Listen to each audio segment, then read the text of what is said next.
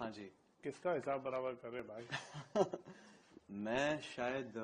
अपने चाहने वालों का और अपने फैंस का जो बेसब्री से इंतजार कर रहे हैं मेरी अगली फिल्म का,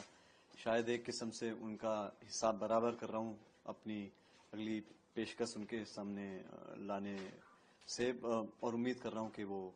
मेरे किरदार को और मेरी फिल्म को पसंद करें। जी जी। क्या ऐसी खास बात थी जो आपको इसको हाँ करने में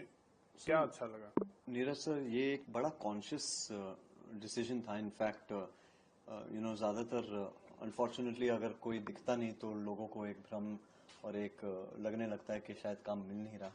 यहाँ उल्टा था, in fact to be very honest and to not to be sounding very pompous. Covid में बहुत काम आया, बट बहुत जो काम आ रहा था मुझे इंटरेस्ट नहीं था उस काम में, सिर्फ इसलिए क्योंकि I felt that the content that was being offered at that time wasn't up to my interest level, let's put it that way.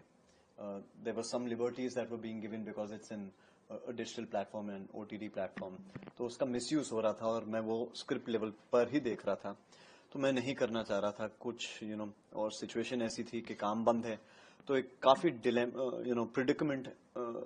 ऐसा था जो कि काम करना भी है और ये जो काम आ रहा है वो नहीं करना, तो सिचुएशन काफी स्ट्रेसफुल थी। बट उसी समय एक शरद पटेल जी आए, the producer of the film,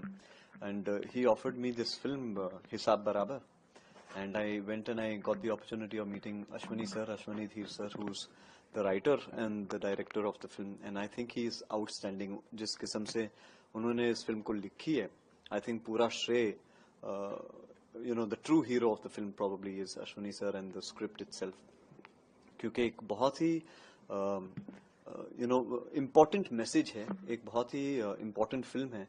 एक बहुत स्ट्रॉन्ग स्टोरी हम हमारे दर्शकों तक पहुंचाने की कोशिश हम कर रहे हैं। एक कॉमन मैन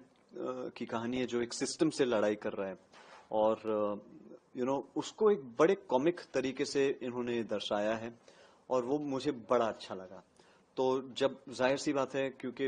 रंग रूप ऐसा है, तो बहुत समय ऐसा भी होता है कि जिस किस्म की कहानी आपको करनी है वो कहानी आपके सामने आती नहीं है,